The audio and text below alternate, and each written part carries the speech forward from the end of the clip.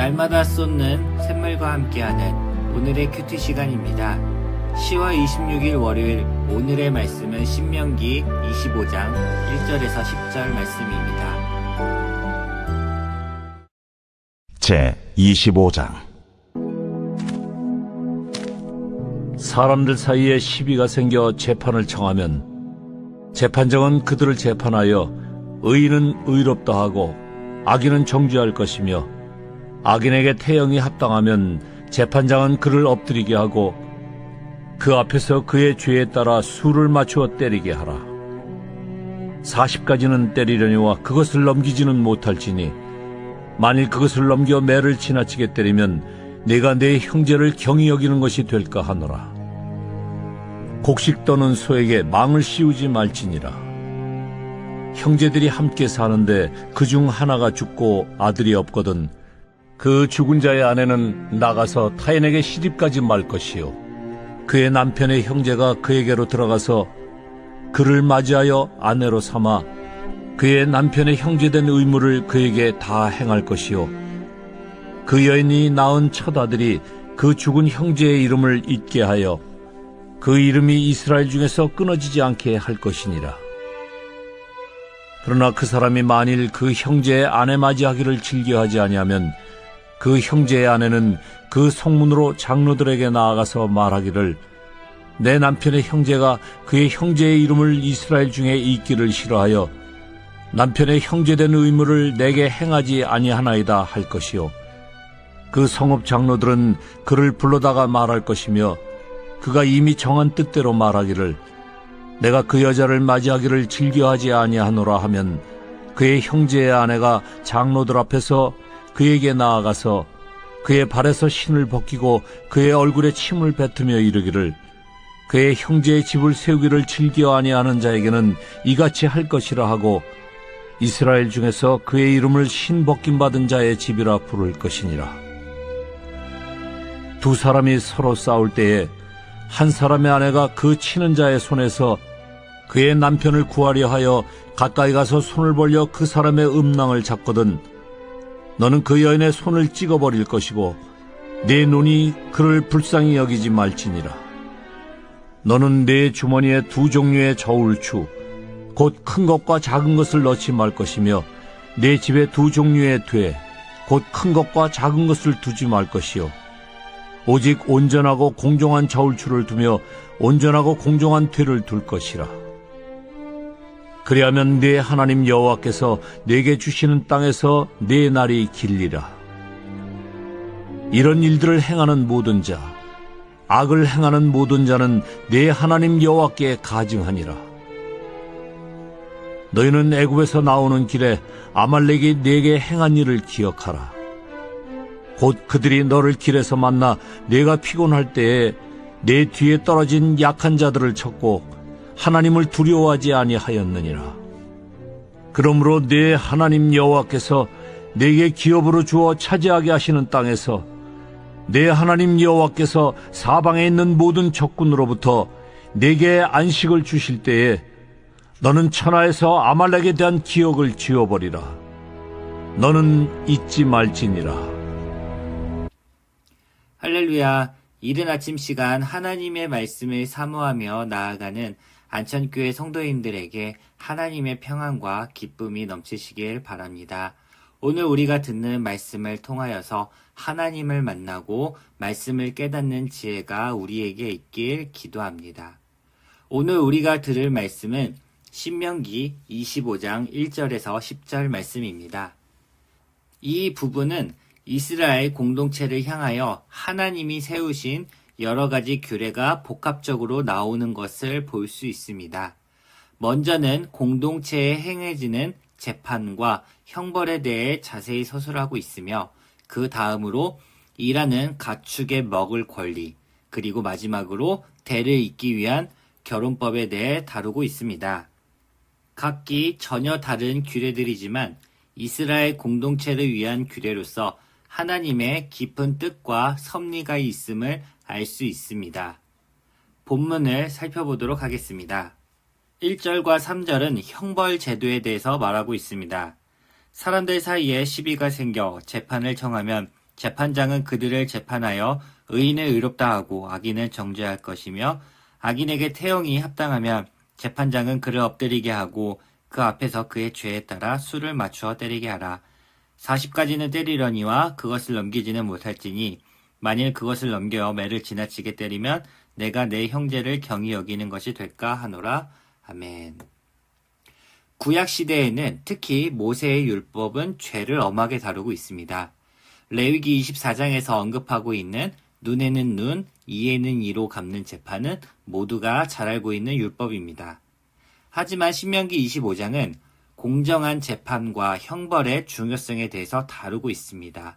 여기서 핵심은 재판은 공정히 진행되어야 한다는 점과 태형의 한도입니다. 재판은 은밀하게 진행되지 않았습니다. 그리고 공개적이어야 했습니다. 가볍게 처리하거나 또는 불이한 재판이 되어서는 안 되기 때문입니다. 그리고 비록 재판에서 악인이라고 모두가 정죄할지라도 형벌의 마지노선은 정해야 합니다. 태형은 범죄자로 하여금 자기 죄를 깨닫고 새로운 삶을 살도록 하는 데 목적이 있는데 40대가 넘어가면 사실상 생명에도 위험할 뿐만 아니라 그 사람을 경히 여기는, 즉 형제의 인권을 무시하는 행위가 되기 때문입니다. 4절 말씀을 보겠습니다. 곡식 떠는 소에게 망을 씌우지 말지니라. 이 말씀은 곡식 떠는 소에 대한 말씀입니다. 갑자기 사람의 재판과 형벌, 인권을 이야기하다가 갑자기 소 이야기가 나오는 갑작스러운 대목입니다. 4절은 본문 그대로 소의 이야기로 생각할 수 있겠지만 조금 더 본래의 의미로 들어가면 이 말씀은 사람을 향한 메시지입니다.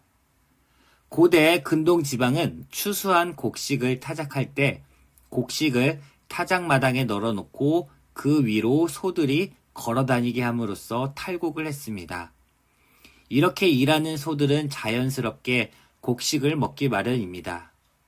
이때 주인은 그것을 막기 위해서 소의 입에 망을 씌우는 것이 있었는데 이것을 금하라는 것입니다. 이 부분에 대한 해석은 후에 바울이 고린도전서 9장 7절에서 11절에 자세히 기록하고 있습니다. 모세의 율법에 곡식을 밟아 떠는 소에게 망을 씌우지 말라 기록하였으니 하나님께서 어찌 소들을 위하여 염려하심이냐, 오로지 우리를 위하여 말씀하심이 아니냐라고 말하고 있습니다.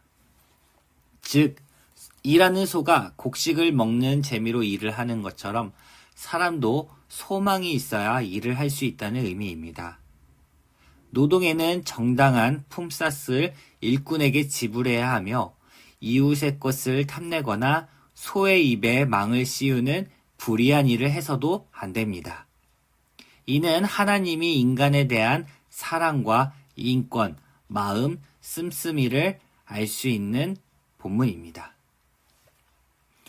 마지막으로 5절에서 10절은 계대 결혼이라고도 하고 고엘 제도라고 하는 부분입니다. 이 고엘 제도는 하나님이 공동체적 결속을 위해 친족들 간에 지켜야 할 권리와 의무를 다룬 부분입니다. 현대 사회에서는 이해되거나 생각할 수 없는 부분이기도 합니다. 왜냐하면 형이 죽었고 그 형의 아내를 취한다거나 또는 가까운 친척이 취해서 결혼한다는 것은 선뜻 이해가 되지 않을 수 있습니다. 구체적으로 기업 무르는 일은 크게 4가지가 있습니다. 하나는 가난하여 생계를 유지하기 어려울 경우에 토지를 팔 경우입니다. 토지는 하나님이 주신 유산입니다. 따라서 원래는 팔 수가 없었습니다.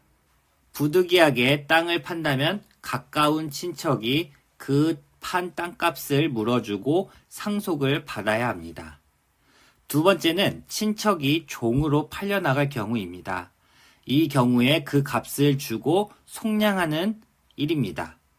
세 번째는 피살되거나 원한으로 죽음을 당할 경우에 대신해서 원한을 갚아주는 것입니다. 마지막으로 오늘 다루고 있는 계대를 잇지 못할 경우 미망인과 결혼하여 아들을 낳아주는 경우입니다. 사실 이스라엘 백성 가운데 가장 불행하고 가난한 사람은 과부였습니다. 사회에 진출하기도 어려울 뿐만 아니라 혼자서 아이 없이 산다는 것은 매우 위험한 일입니다. 따라서 과부를 보호하는 사회의 보장적인 차원도 함께 있으며 이방인과 결혼하는 것을 방지하는 효과도 함께 볼 수 있었습니다. 하지만 이 계대 결혼은 명령이 아니라 도덕적인 의무였습니다. 따라서 억지로 결혼을 하게 하지 않았습니다. 도덕적 의무이기 때문에 그것을 거부하는 사람들에게는 합당한 제재가 따랐습니다. 7절 말씀을 보면 남편의 형제된 의무를 행하지 않으면 공개적으로 장로들 앞에서 모욕을 당하는 방법으로 그를 징계하였습니다. 그리고 신 벗김을 받는 소유의 포기를 선언하도록 하였습니다. 이 신 벗는 것은 수치를 말하며 신발 없는 종과 같은 수모를 겪는 일이었습니다. 자세한 내용은 룻기를 보면 이해가 되리라고 생각합니다. 이 고엘 제도는 제도적으로 현대의 시각에서 이해가 안 될 수 있습니다. 하지만 과부와 그 가문의 기업을 지키며 불의한 사람들을 돕는 제도로서 하나님이 만든 제도입니다. 그렇다면 우리의 고엘은 누가 됩니까? 예수 그리스도가 되십니다. 우리는 죄를 짓고 사탄의 종이 될 상황에서 우리를 구원해 주셨으며 우리를 대속하시기 위해서 그 값으로 피를 흘리신 분이 예수 그리스도이십니다. 우리는 이 계대 제도를 현대의 도덕과 법으로 바라보는 것이 아니라 이스라엘 백성과 우리를 사랑하신 하나님의 깊은 마음의 시각으로 이해해야 합니다. 정리하도록 하겠습니다. 신명기 25장은 이스라엘에게 주신 하나님의 여러 규례를 다루고 있습니다. 억울함이 없고 공정한 재판을 통해 정의를 세우며 비록 죄를 저지른 사람이라 할지라도 그 사람의 인권과 회개할 기회를 주시는 하나님의 마음을 볼 수 있습니다. 특히 소의 입에 망을 씌우지 말라라는 의미는 우리에게 노동의 대가와 정직한 품삯 그리고 불의하지 말라는 가르침을 주고 있습니다. 마지막으로 계대 결혼을 통해서 약자를 보호하시고 이스라엘의 기업을 후손에게 대대로 물려주고자 하시는 하나님의 깊은 사랑을 확인할 수 있었습니다. 우리의 대속자 되시는 예수 그리스도는 우리의 기업 물을 자이며 우리의 생명을 위해 대신하여 피를 흘려주셨습니다. 우리를 향한 하나님의 깊은 사랑을 느끼며 오늘 하루도 기쁨과 감격이 충만한 하루가 되시길 기도하겠습니다. 하나님, 오늘 하루를 허락하여 주심에 감사합니다. 하나님이 우리에게 주신 그 사랑과 그 은혜가 얼마나 큰지 모릅니다. 우리가 이 말씀을 통하여서 하나님이 주시는 은혜로 말미암아 오늘 하루를 살아가기 원합니다. 오늘의 하루의 삶을 기쁨과 감사로 채워주시옵소서. 예수님의 이름으로 기도합니다.